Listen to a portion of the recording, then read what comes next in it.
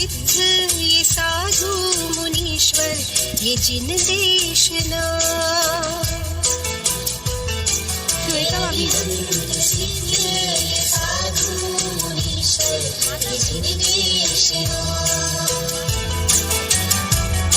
है मंगल उत्तम शरण तुम ही जग में, मैं जाऊं कहाँ।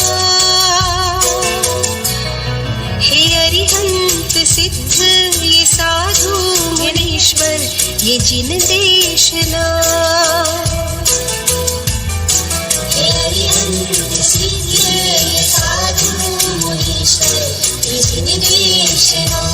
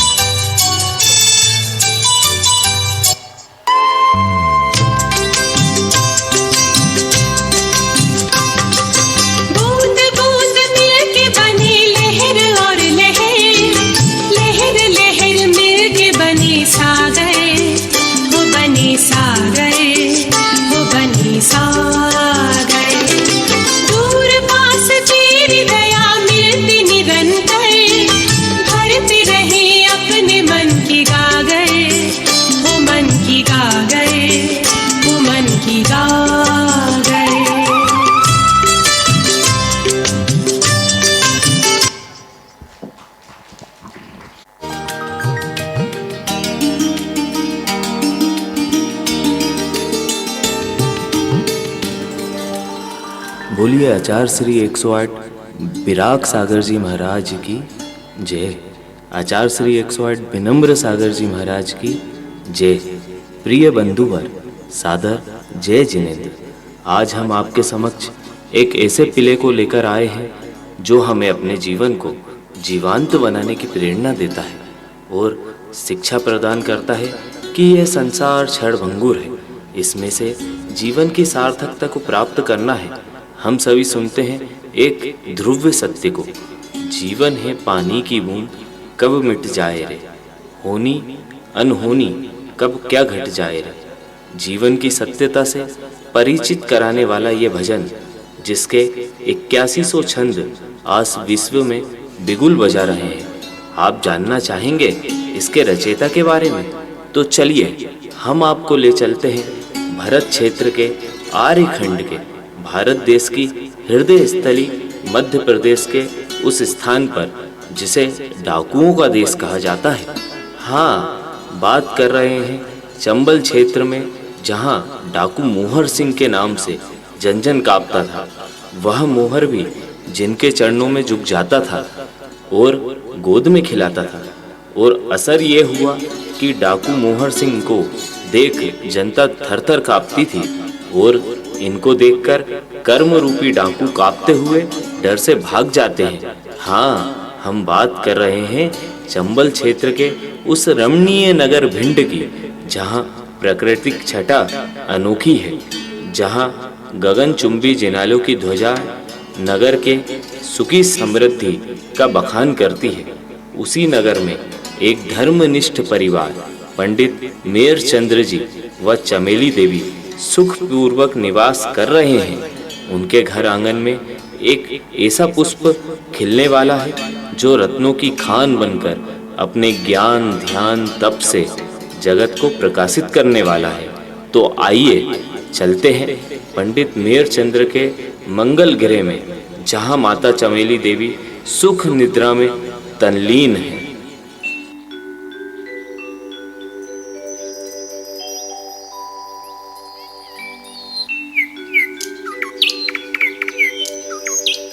अरे, ये कैसा स्वप्न है? कुछ समझ नहीं आ रहा है। क्या हुआ मुन्ना की मम्मी? बड़ी चिंतित दिखाई दे रही हो। क्या कोई परेशानी है? जल्दी बताओ, क्या बात है? आज रात्रि ऐसा स्वप्न देखा जो बड़ा ही आश्चर्यजनक था। यह सोच करके चिंतित हूँ कि ना जाने इसका फल क्या होगा। अच्छा, क्या देखा ऐसा स्वप्न में? मुझे नहीं बताओगी? अब तो मुझे भी जानने की जिज्ञासा हो रही है। जल्दी बताओ ना।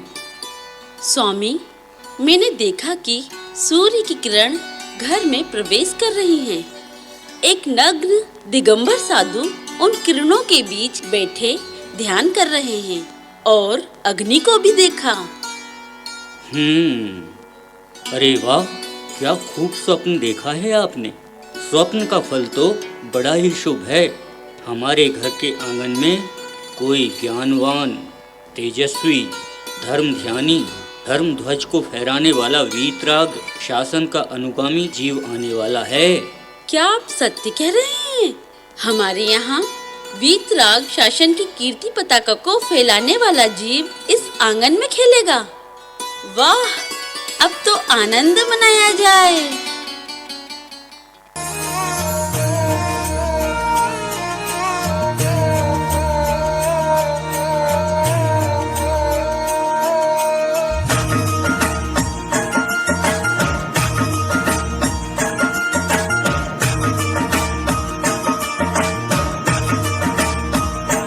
तेरे सपनों का संसार संवरने वाला है, सुना है आसमां से चाँद उतरने वाला है। अपने आंगन में सितारों को सजाए रखना, अपनी गोद में बहारों को बिछाए रखना। हाँ, एक नन्हा सा मेहमान आने वाला है।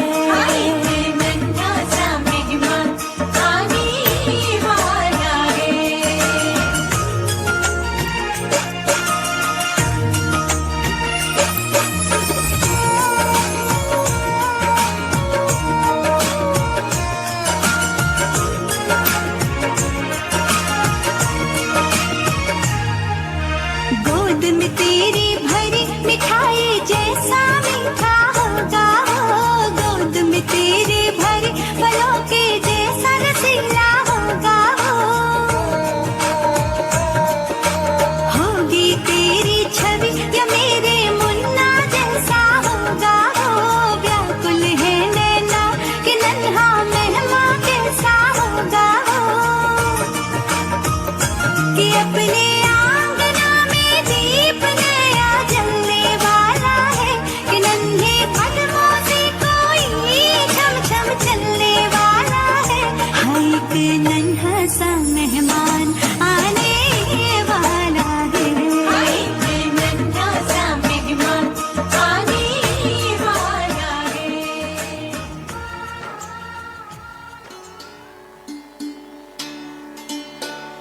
समय अपनी गति से चल रहा था। माता चमेली की कुक्षी में पुष्प फल रहा था और समय आ गया उस पुष्प के दर्शन का, अर्थात पुत्र के जन्म का।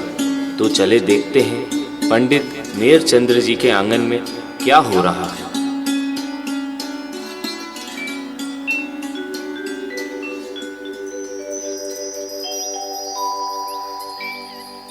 भैया देखो, मम्मी हमारे लिए कितना प्यारा खिलौने के जैसा भैया लाई है। चलो बाबूजी को खुशखबरी देते हैं। हाँ हाँ, चलो चलो बाबूजी को बताइए। बाबू बाबू, मम्मी के पास एक प्यारा भैया आया है। चलो चलो आपको भी दिखाएं। क्या मेरे बेटा हुआ है? स्वप्न साकार हो गया है। इस खुशी के अवसर पर पूरे भिंड में मिठाई बंटवाई जाए, महोत्सव करवाए जाएं।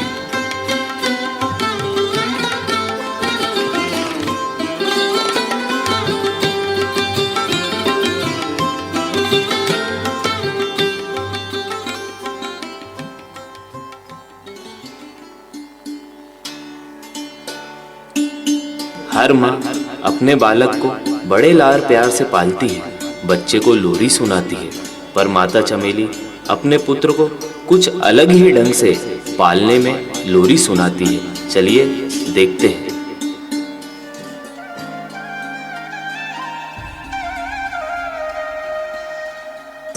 लोरी सुनाऊं, नवकार गाऊं, अरिहंत नाम लेके तुमको सुलाऊं।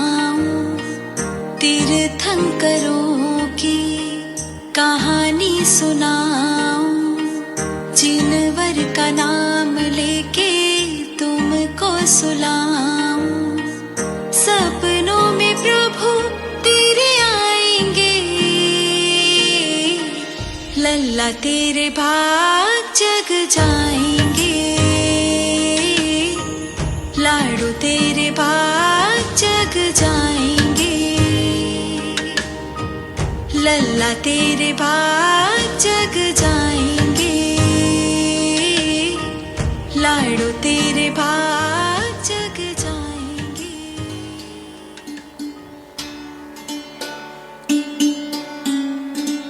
समय बढ़ रहा था। माँ चमेली के मन में आया कि बालक का नामकरण संस्कार होना चाहिए, तो अपने स्वामी जी से क्या कहती हैं माता चमेली। आइए देखते हैं अगले दृश्य में।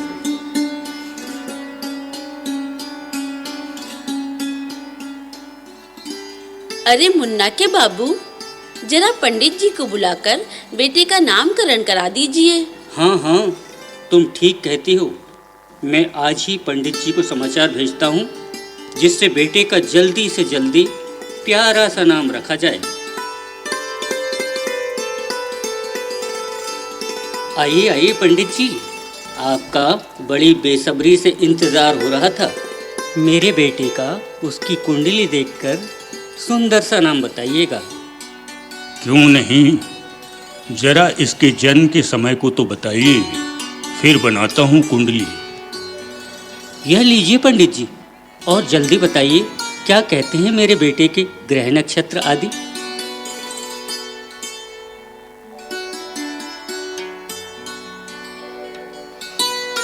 अरे वाह, इसके ग्रह नक्षत्र तो बहुत शुभ हैं। बड़ा ही तेजस्वी व होनहार पुत्र पाया है आपने। अरे वाह, सभी ग्रह केंद्र में आ रहे हैं।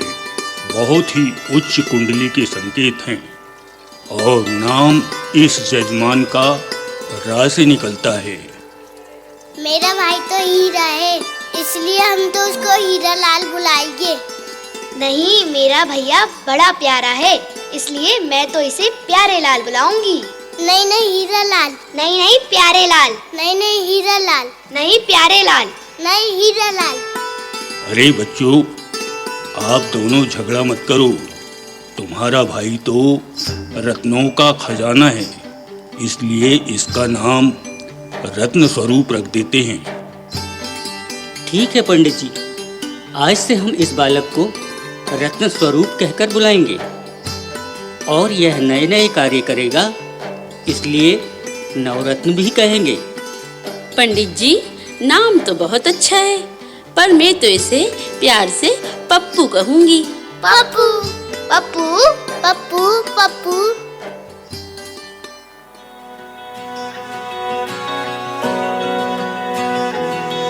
वो नटखट है, नादान भी है, मासूम है तो शैतान भी है।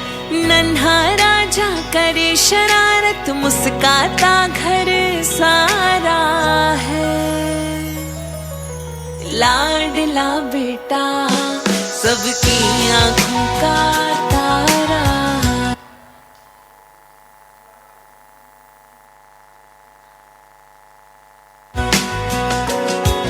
हो लाडला बेटा सबकी आंखों का तारा।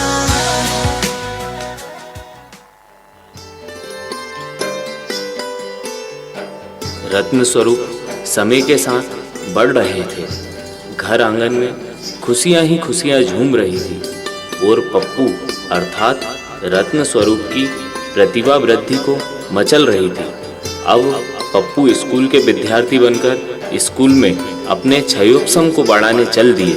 चलिए देखते हैं स्कूल का दृश्य।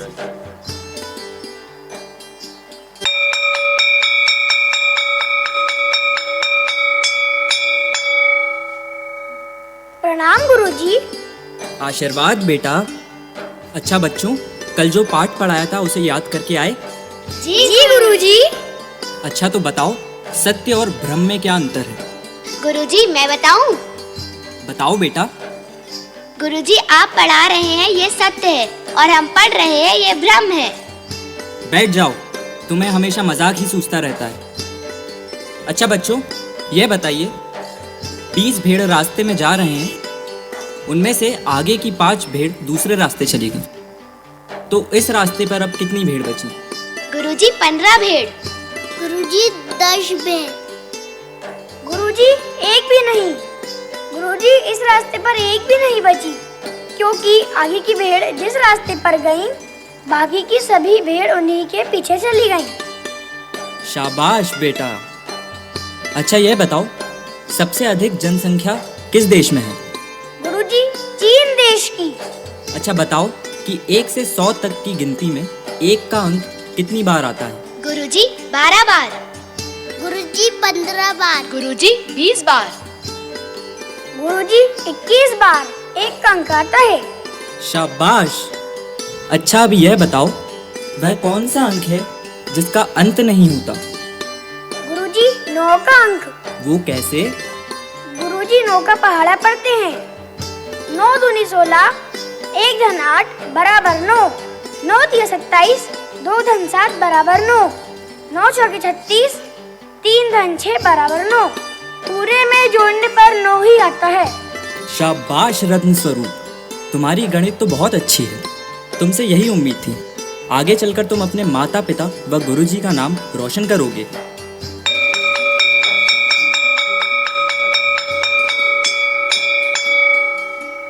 प्रणाम गुरुजी।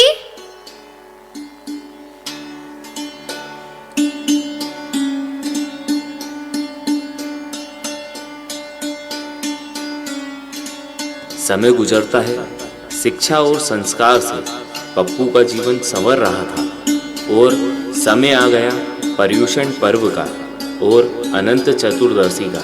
देखिए क्या होता है।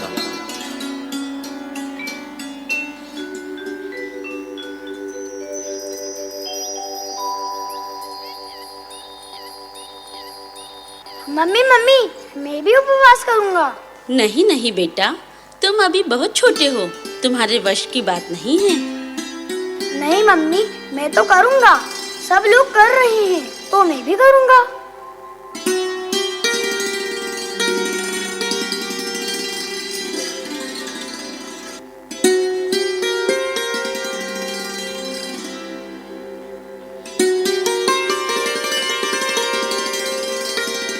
मम्मी मम्मी, भूख लग रही है।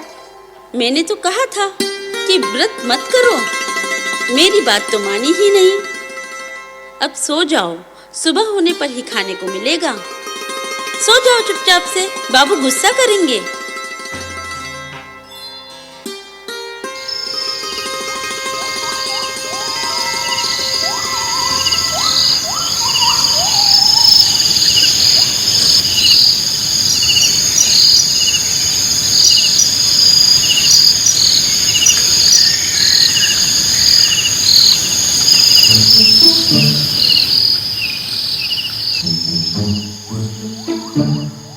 मम्मी सो गई हैं, बाबू भी सो गए हैं। चलो उठकर देखता हूँ, चौके में कुछ मिल जाए तो बात बन जाए, वरना तो रात निकालना मुश्किल है। उठा बेटा, आराम से।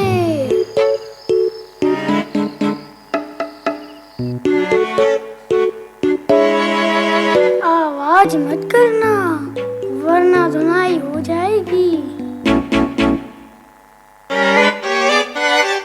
अरे वाह, उड़द की दाल, ये तो अपनी फेवरेट दाल है।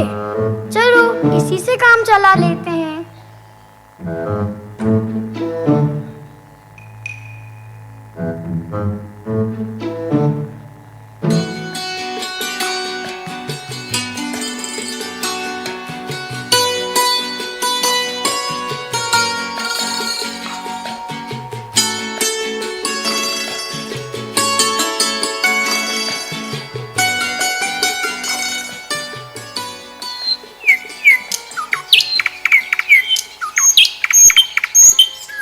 चलो जल्दी से काम कर लूं।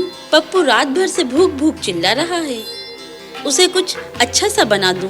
कल का निर्जल उपवास किया है बेचारे ने। चलो ये दाल बच गई थी, गाय को खिला देते हैं। अरे ये क्या, इसमें से दाल कहाँ गई? मैंने तो ढक कर रखी थी, फिर कौन ले गया? क्या हुआ मुन्ना की माँ, क्यों सवेरे सवेरे बड़बड़ा रही हो? मैं तो मंदिर जा रहा हूँ। ठीक है जी। मुन्ना, मुन्नी, पप्पू, बबली, यहाँ आओ। क्या हुआ मम्मी, सुबह सुबह क्यों बुलाया है? सोने भी नहीं देती हो। यह बताओ, यहाँ दाल ढकी थी, कहाँ गई? किसने खाई? नहीं मम्मी, हमें क्या पता, हमारा तो उपवास था, हम क्यों खाएंगे? अपना व्रत खराब क्यों करेंगे? क्यों पप्पू, रात को तुम्हें ही भूख लग रही थी? कहीं तुम ही तो बिल्ली बनकर नहीं आए थे? सच बताओ नहीं तो। कान तो छोड़ो, फिर बताता हूँ। हाँ मम्मी, बहुत जोर की लगी थी ना, पर एक बात कहूँ, बहुत स्वादिष्ट थी। हे, मजा आ गया।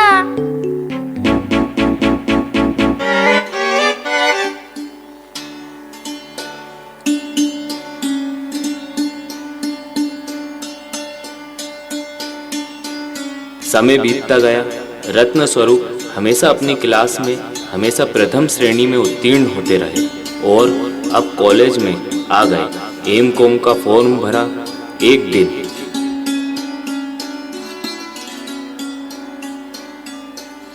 बाबू, आप प्रतिदिन पूजन करने क्यों जाते हैं? बेटा, भगवान की पूजन करने से हमारे जीवन में सभी कार्यों में सफलता मिलती है। क्या कोई भी कार्य? क्या भगवान की पूजन करने से मैं एम.कॉम में फर्स्ट डिवीजन ला सकता हूँ? हाँ हाँ, क्यों नहीं, पर यह कार्य तुम्हें संकल्प पूर्वक करना होगा। जी बाबूजी, मैं संकल्प करता हूँ कि आज से मैं प्रतिदिन भगवान का अभिषेक और पूजन करूँगा। ठीक है बेटा, अब तुम अवश्य प्रगति करोगे। मैं नियम लेता हूँ कि पेपर देने भी जाऊँगा तो भगवान का अभिषेक पूजन के बाद चाहे कितनी भी देर क्यों ना हो जाए, समय से पहले ही मंदिर पहुँच जाऊँगा।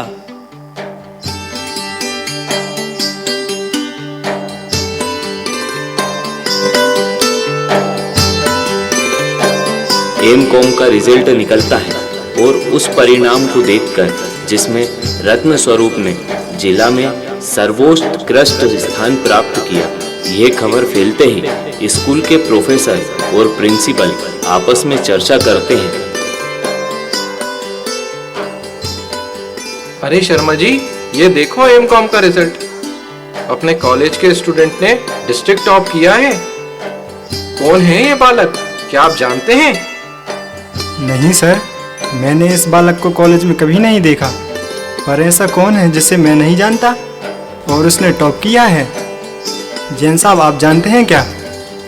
बहुत अच्छे से तो नहीं, पर हाँ अंदाज़ा लगा सकता हूँ कि यह हमारे कॉलेज के मंत्री जी हैं, मेरचंद जी। उनका सुपुत्र हो सकता है। बड़ा होनहार बालक है और प्रतिदिन भगवान की पूजन भी करता है। बेटा, आप इस बालक को जानते हैं क्या? किसको सर? ये देखो, ये इसका नंबर। अरे सर जी, यही तो मैं बताने आया हूँ। यह नंबर मेरे बेटे रत्न स्वरूप का ही है। बेटा, मुझे तुम पर बहुत गर्व है। तुमने पूरे जिले का और हमारे स्कूल का नाम रोशन कर दिया है। यह तो भगवान का चमत्कार और आप सभी गुरुओं का आशीर्वाद है जो कि हम ऐसा कर पाए हैं। बेटा, हम चाहते हैं कि तुम्हारी पढ़ाई तो हो चुकी है, अब तुम अपने विद्यालय में ही आने वाले बच्चों को शिक्षा प्रदान करो। अब तक शिक्षा ली है, अब शिक्षा देने का भाव बनाओ। जो आज्ञा गुरुजी। अधिकारी आते हैं और खुशखबरी देते हैं। आपके विद्यालय के विद्यार्थी जिसने जिले में सर्वोच्च स्थान प्राप्त किया है, गोल्ड मेडल से उसकी प्रतिभा का सम्मान किया जाना है।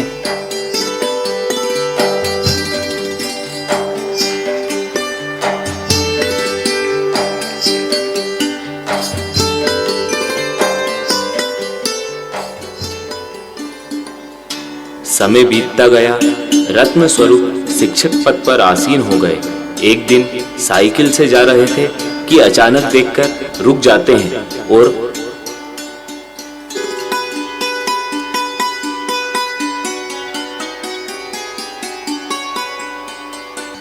अरे, यह पिल्ला कैसा तड़प रहा है।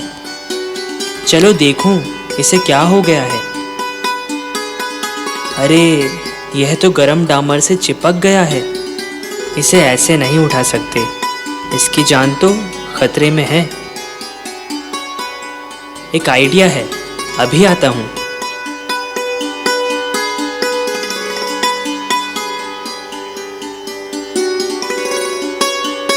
चिंता मत करो भाई, अब तुम ठीक हो जाओगे, घबराओ मत। बच्चा, तुमने पूर्व भव में मायाचारी की होगी, इसी कारण से यह पर्याय मिली है। अब इस पर्याय से मुक्त होने का प्रयास करो और अपने परिणाम और पर्याय को सुधारो।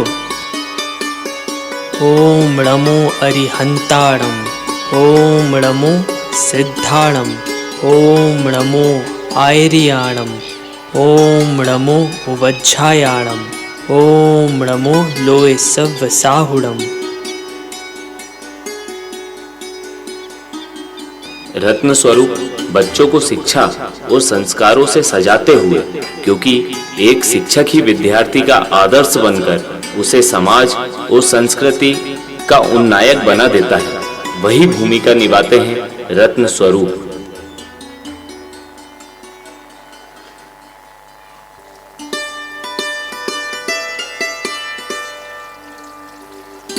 बच्चों, आज हम एक सूक्ति कोटेशन याद करेंगे। I am mortal, you are mortal, all people are mortal, only सिद्धम आर इमोर्टल। अर्थात मैं मरणशील हूँ, तुम सब मरणशील हो। सारे प्राणी मरणशील हैं, मात्र सिद्ध प्रभु हैं जो अजर अमर हैं। अब आप सभी दोहराइए। I am mortal, you are mortal. Jain साहब, आप बच्चों को अच्छी शिक्षा देते हैं, इसलिए इंग्लिश मैथ्स के साथ आप बच्चों को ज्योग्राफी भूगोल भी पढ़ाएं, ऐसा हम चाहते हैं। सर, आपका कहना बिल्कुल सही है, पर क्षमा कीजिए, मैं बच्चों को भूगोल नहीं पढ़ा सकता। But why? आप भूगोल क्यों नहीं पढ़ाना चाहते हैं? सर, मैंने जैन दर्शन के ग्रंथों का अध्ययन किया है और उसमें भूगोल का जो वर्णन है वह हमारे कोर्स से बिल्कुल भिन्न है। मैं बच्चों को गलत शिक्षा नहीं दे सकता, क्षमा कीजिएगा।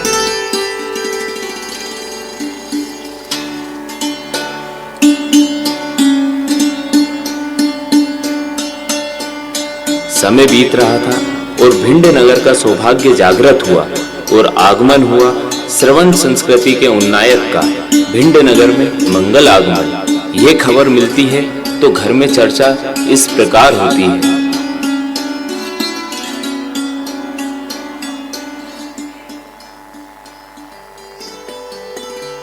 अरे मुन्ना की मम्मी, आज तो भिंड नगर के भाग्य जाग गए हैं। बड़ी ही पुण्य घड़ी आई है। क्या बात है, आज बड़े खुश नजर आ रहे हैं। कहीं कोई लॉटरी लग गई है क्या? अरे भाग्यवान, लॉटरी ही समझो। आज हमारे भिंड में युवा मुनि 108 श्री विराग सागर जी का आगमन हुआ है। अच्छा, तो चलिए हम लोगों को भी मुनिराज के दर्शन करा दीजिए। हाँ हाँ, क्यों नहीं। चलो सबको ले लो, मुन्ना, मुन्नी, पप्पू, बबली, चलो सब दर्शन के लिए।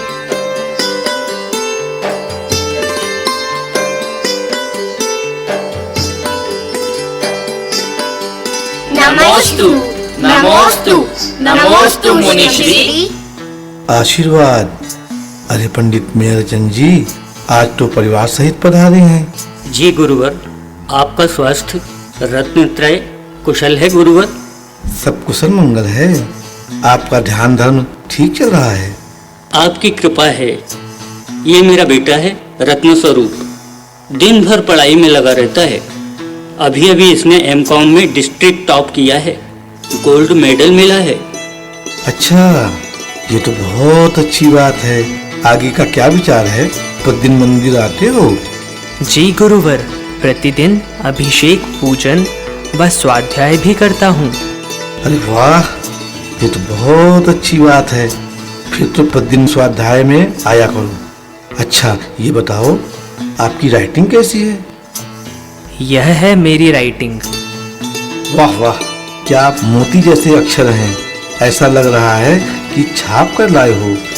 मेरा कुछ कार्य है लिखने का, वह कर सकोगे क्या? क्यों नहीं गुरुवर, आप बताइए क्या काम करना है?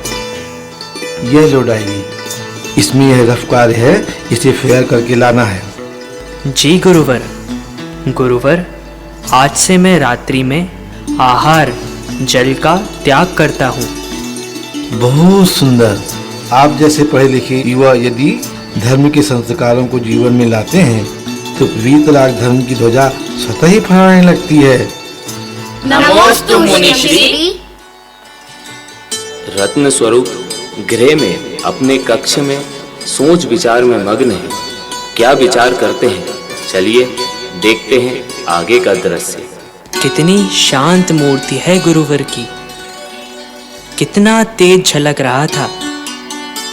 इतनी कम उम्र में इतना ज्ञान, और यह वैराग्यमयी चर्या जन जन को लुभा रही है। मुनिवर की उम्र मेरे बराबर ही तो है।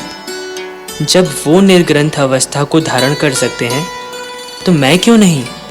मैंने तो इतनी उच्च शिक्षा भी प्राप्त कर ली है। शिक्षा का सार यही तो है कि इस असार संसार में से सार को निकाला जाए। मैं भी इनके जैसा बन सकता हूँ। मैं भी दिगंबर भेष धारण करूँगा।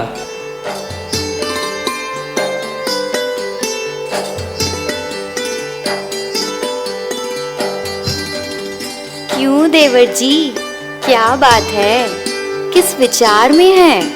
बड़े खोए खोए से लग रहे हैं। अपनी भाभी को नहीं बताएंगी क्या? नहीं भाभी, कुछ नहीं, बस यूं ही।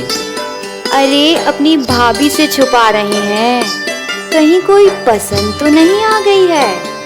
बताओ मुझे, मैं तुम्हारे भैया से कहकर अभी सारी परेशानी दूर कर देती हूँ।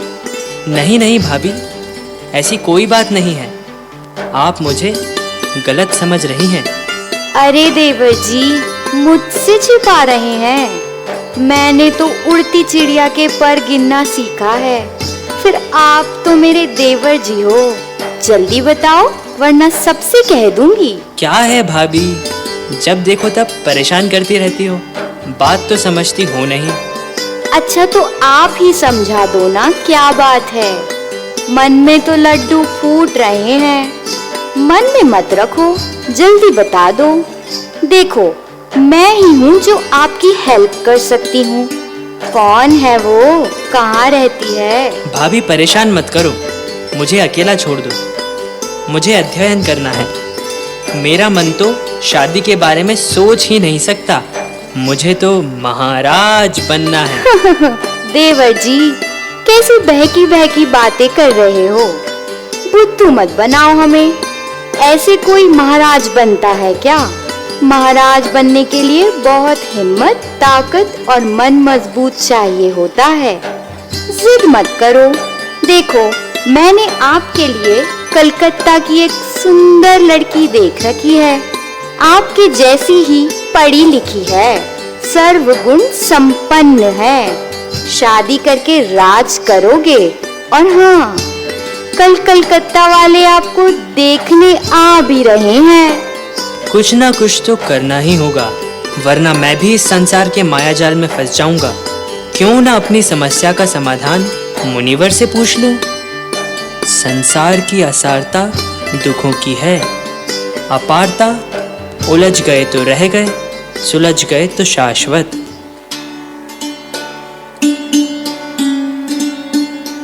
रत्न स्वरूप का घर में मन नहीं लगता है। हर पल मुनि श्री का चित्र और चारित्र उनके सामने रहता है। नेरचंद्र व रत्न स्वरूप पिता पुत्र दोनों जन मुनि श्री के पास जाते हैं। नमस्ते गुरुवर, यह आपकी डायरी। वाह, कितनी सुंदर राइटिंग है और इतनी जल्दी काम कर दिया। नेरचंद जी, आपका पुत्र तो बहुत बुद्धिमान और विद्वान है। गुरुवर, एक बात कहना है। जब से यह आपके पास से गया है, बड़ा ही खोया खोया रहता है, किसी से बात भी नहीं करता है। आप ही समझाने से। क्या बात है रत्न स्वरूप, अपने मन की बात बताओ हमें। ऐसी कोई बात नहीं है, बस जब से आपको देखा है तब से बस ऐसा लगता है कि मुझे भी आप जैसा बनना है।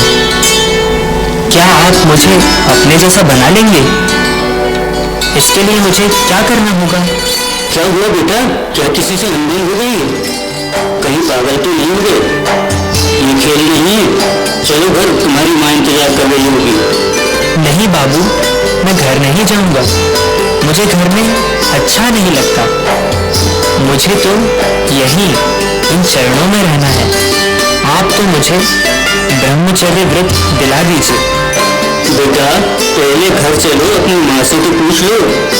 परिवार की बिना इजाजत के तो व्रत भी नहीं मिलता है। नहीं, आज तो मैं व्रत लेकर ही जाऊंगा। अरे बच्चों, अभी घर जाओ बेटा, अभ्यास करो। और वैसे भी जब तक शादी नहीं हुई तब तक तो व्रत है ही। कुछ समय पश्चात व्रत ग्रहण कर सेवा साधना करो। जी गुरुवर, जैसी आपकी आज्ञा।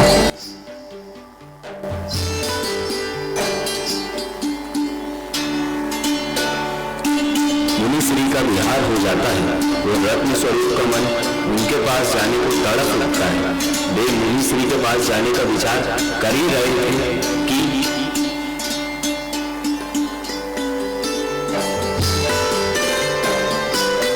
अरे भैया जी, आप कहाँ थे? मैं आपको कब से ढूंढ रहा था। क्यों, क्या हुआ जो तुम मुझे ढूंढ रहे थे? भैया जी, महाराज का विहार हो गया है, अब यहाँ मेरा मन नहीं लगता है। ऐसा लगता है कि उड़कर महाराज के पास ही पहुँच जाऊँ। अरे लला, मुझे भी ऐसा ही लगता है। महाराज अभी लावन ग्राम में विराजमान हैं। चलो अपन दर्शन कराते हैं, फिर वो वरासों निकल जाएंगे। चलो चलो, जल्दी चलते हैं। पर ध्यान रखना, किसी से कहना मत कि हम कहाँ जा रहे हैं। और मुझे तो ब्रह्मचर्य व्रत लेना है, इसलिए चुपचाप जा रहा हूँ। ठीक है भैया, एक बात कहूँ, आप मुझे भी ब्रह्मचर्य व्रत दिलवा दोगे? चलो देखते हैं, मैं लूंगा तो तुम्हें भी दिलवा दूंगा, उसमें कौन सी बड़ी बात है। रत्न स्वरूप और लला जी, जो कि आगे चलकर आचार्य विशुद्ध सागर जी नाम से मुनि दीक्षा ली, ये दोनों जन बिना बताए मुनि श्री के पास गांव में जाते हैं, जहां पर मुनि श्री अपनी सामायिक में मग्न थे कि अचानक आग खुलती है और दोनों चरणों में पहुंचकर नमस्ते गुरुवर। अरे रत्न स्वरूप, अचानक आप लोग कैसे आ गए? क्या करूं मुनिवर, घर में मन ही नहीं लग रहा था। आपके बिना कुछ भी अच्छा नहीं लग रहा था। घर में सभी शादी की बात करते हैं, मुझे शादी करनी ही नहीं है। आप तो मुझे व्रत प्रदान कीजिए। रत्न, अभी कैसी आपकी इच्छा? भला किसी को मोच मारकर बनने से रोकने वाला वो तो नहीं था।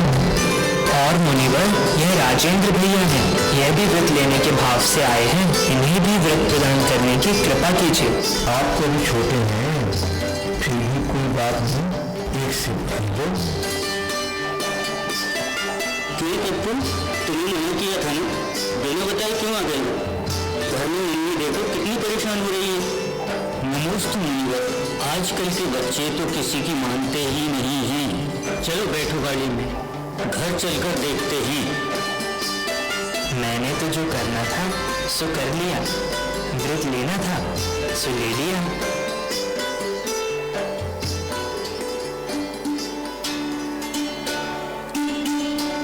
घर में कलकत्ता से लड़की वाले आते देख घर में तैयारियां होने लगती हैं।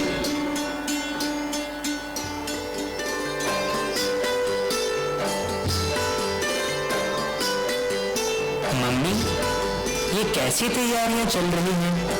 ऐसा कौन आ रहा है घर में? अरे देवर जी, तुम्हें पता नहीं, कलकत्ता से लड़की वाले देखने आ रहे हैं।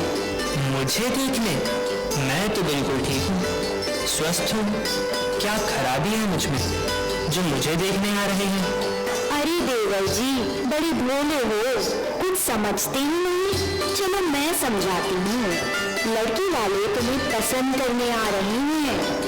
जाओ जल्दी से तैयार हो जाओ। देखो, तीन लड़कियों की फोटो है, सब एक से एक सुंदर हैं।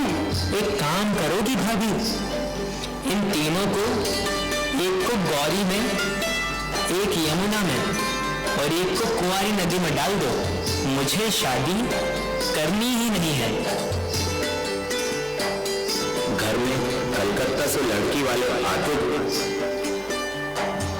जय जिनेंद्र, आइए आइए, स्वागत है, बैठिए। जय जिनेंद्र पंडित जी, आपका स्वास्थ्य वगैरह अच्छा है? आपके बेटे के बारे में बहुत सुना है।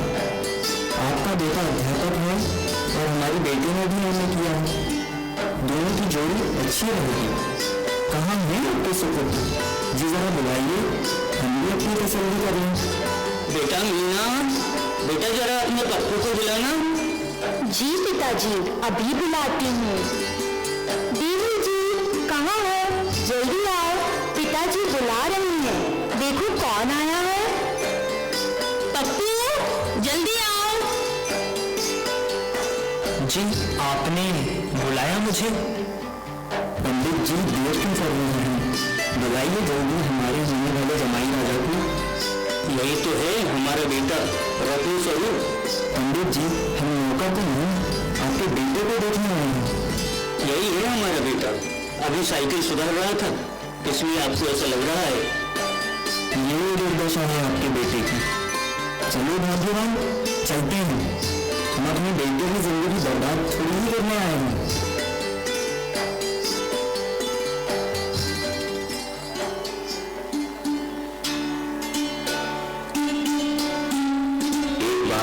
मुंबई पुनः लड़की वाले आते हैं और रत्न स्वरूप को मुनि मुद्रा में ध्यान मग्न देखकर वापस लौट जाते हैं।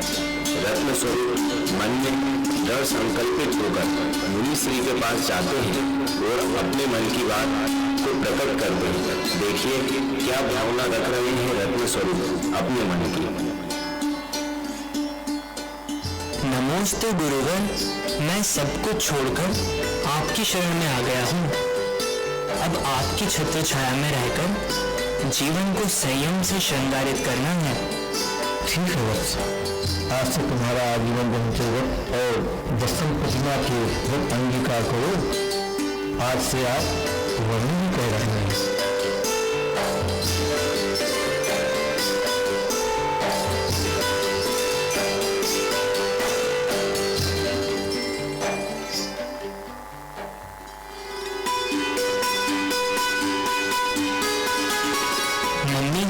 बाबूजी, आप लोगों ने हमें जन्म दिया, उच्च शिक्षा एवं संस्कार दिए। आपका यह उपकार तो हम जन्मों तक नहीं चुका पाएंगे, लेकिन इस जन्म को सफल बनाने के भाव हुए हैं, जैनेश्वरी दीक्षा के भाव हुए हैं। आप आशीर्वाद प्रदान कीजिए और कभी किन्हीं क्षणों में आपके कोमल हृदय को दुखाया हो तो क्षमा प्रदान कीजिए। बेटा, क्या यही दिन देखने के लिए मैंने तुमको 9 माह कोख में रखा था? तीनों तो हमारे बुढ़ापे का सहारा है, हमें ऐसे छोड़कर मत जाओ बेटा। देवर जी, हम तो मजाक समझते थे, आपने तो सच कर दिखाया। आपने तो मेरे सारे सपने तोड़ दिए। कम से कम घर छोड़कर तो मत जाओ। हम तो सोचते थे हम दोनों तीनों भाई कंधे से कंधा मिलाकर नए नए कार्य करेंगे। तुमने यह क्या मन में ठान ली? हमसे क्या गलती हुई जो हमें यूं ही छोड़कर जा रहे हो? भैया मत जाओ ना, मेरी राखी की तो लाज रख लो, ऐसे रूठ कर मत जाओ। मैं आप सभी से पुनः क्षमा याचना करता हूँ कि आप लोगों की उम्मीदों पर खरा नहीं उतर पाया, आपके सपनों को साकार रूप नहीं दे पाया। परंतु आप विश्वास कीजिए, मैं आपका, अपने समाज देश और धर्म का कभी अनादर नहीं करूंगा। अपनी आत्मा को संस्कारित करके इस संसार से मुक्ति प्राप्त करूंगा। आप सभी मुझे आशीर्वाद प्रदान करें। मैं एकेंद्रिय से लेकर पंचेंद्रिय जीवों से क्षमा याचना करता हूँ। वह सभी को क्षमा करता हूँ। सभी मेरे संयम भाव की अनुमोदना करें कि मैं अपने लक्ष्य को संयम व सम्यक्त्व पूर्वक समाधि मरण को प्राप्त कर सकूं।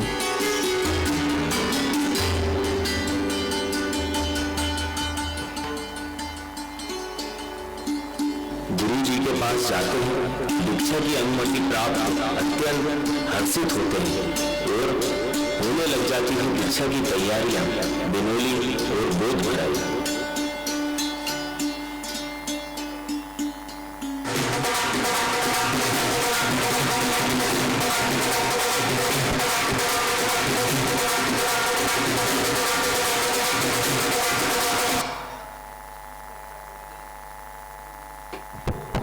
निवेश क्षणिकाएं चल रही है। जब मुझे गुरुदेव की दीक्षा की अनुमति प्राप्त होने के बाद नगर नगर जगह जगह बिनौली यात्राएं प्रारंभ हुई, जिसमें एक मोक्ष मार्ग का प्रतीक उसे सजाया जाता है, सर्व आभूषणों से वस्त्रों से सजाया जाता है और वो इसलिए कि ये जांच करने के लिए कि अभी भी नन्ना कोई अंतिम इच्छा तो नहीं बच गई, जिससे इसका मोक्ष मार्ग आगे चलकर कहीं रुक ना जाए, कहीं कोई बाधा ना आ जाए।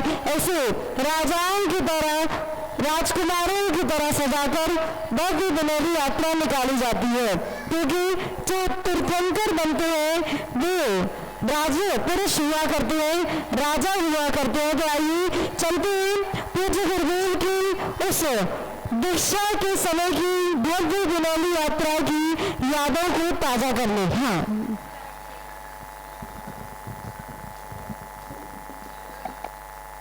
कि आप लोगों की उम्मीदों पर खरा नहीं उतर पाया, आपके सपनों को साकार रूप नहीं दे पाया, परंतु आप विश्वास कीजिए, मैं आपका, अपने समाज, देश और धर्म का कभी अनादर नहीं करूंगा। अपनी आत्मा को संस्कारित करके इस संसार से मुक्ति प्राप्त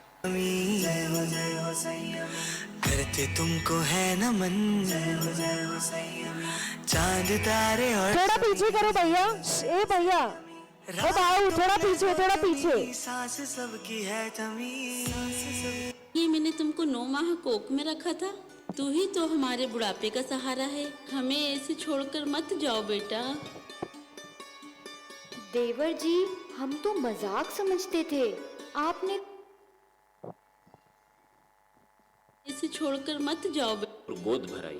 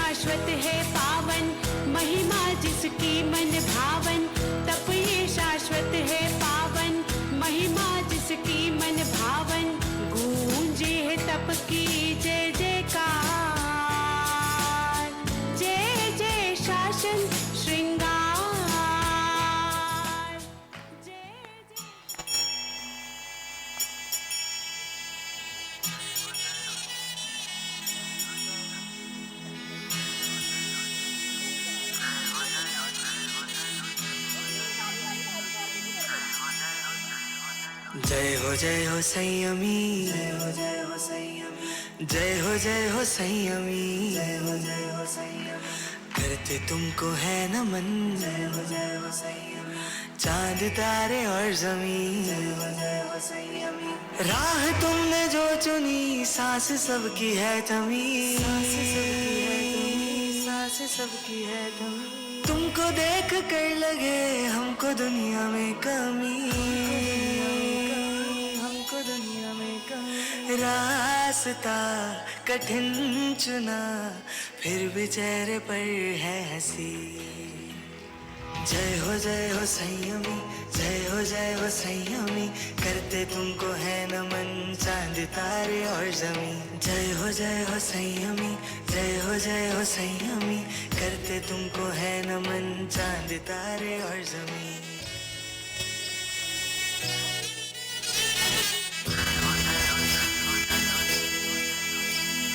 चंद्रमा सा तेज है,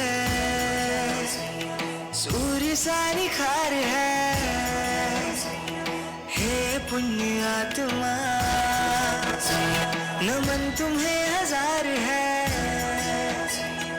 देख के तेरी लगन हमारी तुम पे जान निसार है, निसार है, निसार है। वीर गाथा हमने तो किताबों में ही थी पढ़ी, देखा पहली बार है जो बातें आज तक सुनी। शुभ दिन, शुभ तिथि, शुभ वसुंधरा द्रोणगिरी सिद्ध क्षेत्र पर परम पूज्य कर्णाचार्य श्री विराग सागर जी महामुनिराज के वरद हस्त से सिद्धपद प्रदायी एलक दीक्षा प्राप्त कर रत्न स्वरूप रत्नात्रय के मार्ग पर पड़े। गुरुदेव ने शिष्य की विनम्रता सरलता को देखकर शुभ नाम रखा एलक विनम्र सागर।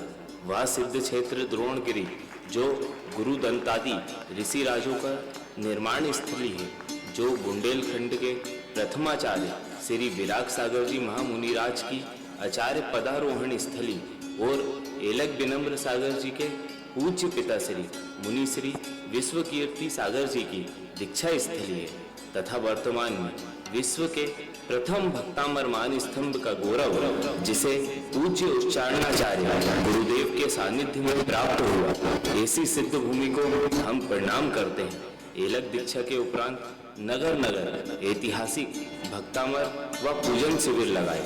गुरुदेव ने जनमानस के भीतर भक्ति की अलख जगाई। गुरुदेव का तप साधना व संयम की प्यास को देखकर परम पूज्य दादा गुरुदेव श्री विराग सागर जी महामुनिराज ने 8 जून सन 2003 में ललितपुर की पुण्य धरा पर गुरुदेव को 28 मूल गुणों से सुसज्जित किया। मुनि दीक्षा उपरांत आपने सैद्धांतिक ज्ञान, अध्ययन, चिंतन, कवि हृदयता, कवि शक्ति के द्वारा मुनि विनम्र सागर जी ने विद्वत्व वर्ग में अपना अभूतपूर्व स्थान बनाया। गुरुदेव के तप, त्याग व वीतराग शासन की प्रभावना से कई कल्याण मार्ग के पथिक मुमुक्षुओं ने गुरुदेव से अनुव्रत आदि ग्रहण किए। पूज्य दादा गुरुदेव ने गुरुदेव की प्रतिभा व योग्यता को परखा। सच ही कहा है, हीरे की सही परख एक जोरी को ही हो सकती है। और शुभ दिन 12 दिसंबर 2010 को बांसवाड़ा की पुण्य भूमि पर दादा गुरुदेव ने पूज्य गुरुदेव को आचार्य पद पर प्रतिष्ठित किया। जय बोलिए परम पूज्य जीवन है पानी की बूंद के सहस्त्रों छंद के रचयिता भक्तामर महोदय उच्चारणाचार्य 108 श्री विनम्र सागर जी महामुनिराज की जय। गुरुदेव ने स्वयं रत्न स्वरूप से रत्नत्रयधारी की यात्रा पूर्ण की व विनम्र बगिया का सृजन कर विराग आशीष से उसमें कई दिव्य विमल पुष्प खिला रहे हैं, जो हम सभी के बीच अपनी सुगंध को बिखेर हमारा जीवन महका रहे हैं। इस अविराम यात्री की यह अविराम यात्रा यूं ही सिद्धत्व तक चलती रहे। गुरुदेव पूर्णायु, दीर्घायु व चिरायु रहे, यही शुभ भावना है। बोलो जयकारा गुरुदेव का। जय जय गुरुदेव।